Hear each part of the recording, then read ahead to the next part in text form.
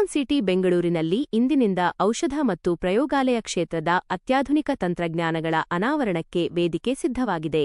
ಜಾಗತಿಕ ಮಟ್ಟದ Asia ಲ್ಯಾಬೆಕ್ಸ್ exhibition 2026 ಪ್ರದರ್ಶನಕ್ಕೆ ಇಂದು ಅದ್ಧೂರಿ ಚಾಲನೆ ಸಿಕ್ಕಿದೆ. ಆ ಕುರಿತ ಒಂದು ವರದಿ ಇಲ್ಲಿದೆ. ಬೆಂಗಳೂರು ಇಂಟರ್ನ್ಯಾಷನಲ್ ಎಕ್ಸಿಬಿಷನ್ ಸೆಂಟರ್ BIECನಲ್ಲಿ ಇಂದಿನಿಂದ 3 ದಿನಗಳ ಕಾಲ ನಡೆಯಲಿರುವ ಏಷ್ಯಾ ಲ್ಯಾಬೆಕ್ಸ್ ಎಕ್ಸಿಬಿಷನ್ 2026ಕ್ಕೆ ಇಂದು ಬೆಳಗ್ಗೆ 11:30ಕ್ಕೆ ಭವ್ಯ ಚಾಲನೆ ನೀಡಲಾಯಿತು. ಔಷಧ, ಪ್ರಯೋಗಾಲಯ ಮತ್ತು ಆರೋಗ್ಯ ಕ್ಷೇತ್ರದ ಪ್ರಮುಖ ಹಿತಾಸಕ್ತಿದಾರರು, ಉದ್ಯಮ ನಾಯಕರು ಹಾಗೂ ನವೋದ್ಯಮಿಗಳು ಈ ಉದ್ಘಾಟನಾ ಸಮಾರಂಭಕ್ಕೆ ಸಾಕ್ಷಿಯಾದರು. ಈ ಬಾರಿಯ ಪ್ರದರ್ಶನದ ಮುಖ್ಯ ಅತಿಥಿಯಾಗಿ ಮೈಕ್ರೋಲ್ಯಾಬ್ಸ್ ಲಿಮಿಟೆಡ್ ಸಂಸ್ಥೆಯ regulatory market C O Shri Rajesh Kshirsagar ಅವರು ಭಾಗವಹಿಸಿ ಕಾರ್ಯಕ್ರಮವನ್ನು ಉದ್ಘಾಟಿಸಿದರು. ನಿಯಂತ್ರಣ ವ್ಯವಹಾರಗಳು ಹಾಗೂ ಔಷಧ ಕಾರ್ಯಾಚರಣೆಗಳಲ್ಲಿ ಅಪಾರ ಅನುಭವ ಹೊಂದಿರುವ ಅವರು ಕೈಗಾರಿಕೆಯ ಬೆಳವಣಿಗೆ ಮತ್ತು ಗುಣಮಟ್ಟದ ಮಹತ್ವದ ಕುರಿತು ಮಾತನಾಡಿದರು. ಕಾರ್ಯಕ್ರಮಕ್ಕೆ ಆಗಮಿಸಿದ ಎಲ್ಲಾ ಗಣ್ಯ ಅತಿಥಿಗಳು, ವಕ್ತಾರರು, ಪ್ರದರ್ಶಕರು ಮತ್ತು ಭೇಟಿ ನೀಡಿದ ಸಾರ್ವಜನಿಕರಿಗೆ ಧನ್ಯವಾದಗಳು. ಇಂದಿನ ಆರಂಭ ಅತ್ಯಂತ ಉತ್ಸಾಹದಾಯಕವಾಗಿದೆ. ಮುಂದಿನ 2 ದಿನಗಳ ಕಾಲವೂ ಇದೇ ರೀತಿಯ ಸಕಾರಾತ್ಮಕ ಭಾಗವಹಿಸುವಿಕೆ ಮುಂದುವರಿಯುವ ವಿಶ್ವಾಸ ನಮಗಿದೆ. ಕೇವಲ ಪ್ರದರ್ಶನ ಮಾತ್ರವಲ್ಲದೆ ಜ್ಞಾನ ಹಂಚಿಕೆಗಾಗಿ ಲ್ಯಾಬೋಟಿಕಾ ಸಮ್ಮಿಟ್ 2026 ಕೂಡ ಇಂದಿನಿಂದ ಆರಂಭವಾಗಿದೆ. ಪ್ರಸ್ತುತ ಜಗತ್ತಿನಲ್ಲಿ ತಂತ್ರಜ್ಞಾನದ ಅಳವಡಿಕೆ ಎಷ್ಟು ಮುಖ್ಯ ಎಂಬುದರ ಕುರಿತು ಈ ಸಮ್ಮಿಟ್ನಲ್ಲಿ ಚರ್ಚೆಗಳು ನಡೆಯುತ್ತಿವೆ. ಮುಖ್ಯವಾಗಿ ಅನಾಲಿಟಿಕಲ್ ಆಟೋಮೇಷನ್ ಮತ್ತು ಪ್ರೊಸೆಸ್ ರಾಬಸ್ಟ್ನೆಸ್, ಹ್ಯೂಮನ್ ಸೆಂಟ್ರಿಕ್ ಇನೋವೇಷನ್ ಹಾಗೂ ಎಥಿಕಲ್ AI, ಕ್ಲಿನಿಕಲ್ ರಿಸರ್ಚ್ನಲ್ಲಿ AI ಮತ್ತು ಡೇಟಾ ಅನಾಲಿಟಿಕ್ಸ್, ಪೆಪ್ಟೈಡ್ಸ್ ಹಾಗೂ ಇಂಜೆಕ್ಟೆಬಲ್ಸ್ ಇದೇ ಮೊದಲಾದ ಸಮಕಾಲೀನ ಹಾಗೂ ಭವಿಷ್ಯದ ತಂತ್ರಜ್ಞಾನಗಳ ಕುರಿತು ದೇಶ-ವಿದೇಶಗಳ ತಜ್ಞರು ಈ ಸಮ್ಮಿಟ್ನಲ್ಲಿ ಗಹನವಾದ ಚರ್ಚೆ ನಡೆಸುತ್ತಿದ್ದಾರೆ. ಹೊಸ ಆವಿಷ್ಕಾರಗಳು ಹಾಗೂ ಉದ್ಯಮದ ನೆಟ್ವರ್ಕಿಂಗ್ಗೆ ಈ ಎಕ್ಸಿಬಿಷನ್ ಅತ್ಯುತ್ತಮ ವೇದಿಕೆಯಾಗಿದೆ. ಔಷಧ ಮತ್ತು ಆರೋಗ್ಯ ಕ್ಷೇತ್ರದಲ್ಲಿ ಕ್ರಾಂತಿಕಾರಿ ಬದಲಾವಣೆ ತರಬಲ್ಲ ಇತ್ತೀಚಿನ ತಂತ್ರಜ್ಞಾನಗಳ ಈ ಪ್ರದರ್ಶನವು ಮೇ 29ರವರೆಗೆ ಬೆಂಗಳೂರಿನ BIECನಲ್ಲಿ ಮುಂದುವರಿಯಲಿದೆ.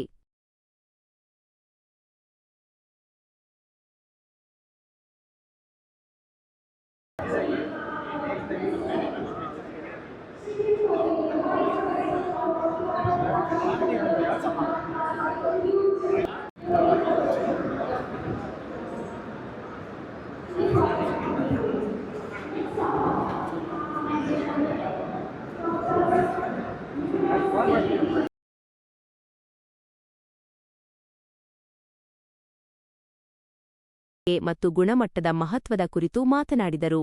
ಕಾರ್ಯಕ್ರಮಕ್ಕೆ ಆಗಮಿಸಿದ ಎಲ್ಲಾ ಗಣ್ಯ ಅತಿಥಿಗಳು, ವಕ್ತಾರರು, ಪ್ರದರ್ಶಕರು ಮತ್ತು ಭೇಟಿ ನೀಡಿದ ಸಾರ್ವಜನಿಕರಿಗೆ ಧನ್ಯವಾದಗಳು.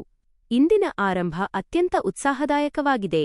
ಮುಂದಿನ 2 ದಿನಗಳ ಕಾಲವೂ ಇದೇ ರೀತಿಯ ಸಕಾರಾತ್ಮಕ ಭಾಗವಹಿಸುವಿಕೆ ಮುಂದುವರಿಯುವ ವಿಶ್ವಾಸ ನಮಗಿದೆ. ಕೇವಲ ಪ್ರದರ್ಶನ ಮಾತ್ರವಲ್ಲದೆ ಜ್ಞಾನ ಹಂಚಿಕೆಗಾಗಿ ಲ್ಯಾಬೋಟಿಕಾ summit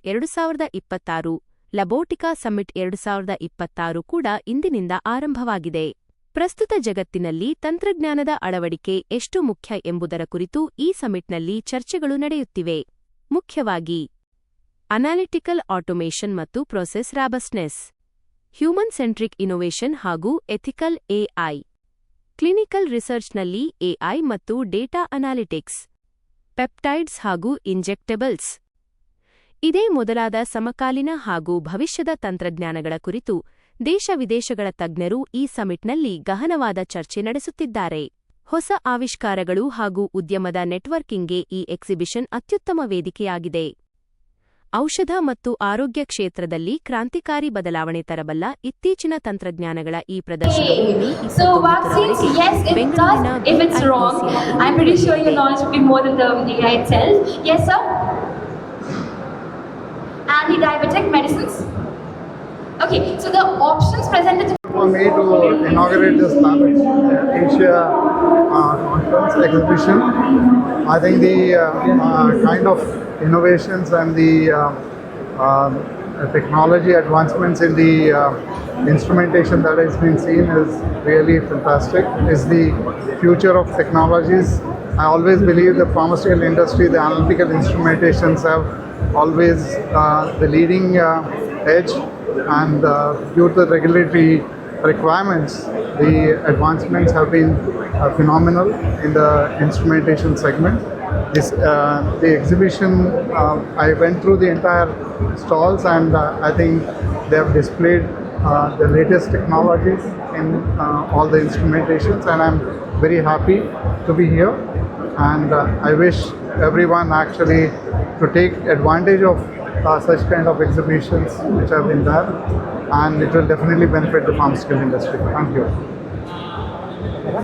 Such kind of exhibitions will definitely improve the overall technological advancements in the pharmaceutical industry. The people who will be coming to the exhibitions actually will learn what are the different improvements and enhancements in the technology that are being done in the instrumentations. And I think the overall breakthrough technologies which will help the pharmaceutical industry and the biotechnological industry a lot. Everyone, now as artificial intelligence is the next big thing that needs to be incorporated in the technologies, I think I've seen many instrumentations using that technologies, and that will impact and that will definitely help the analytical labs and the quality control labs in the pharmaceutical and biotechnology segments. Thank you.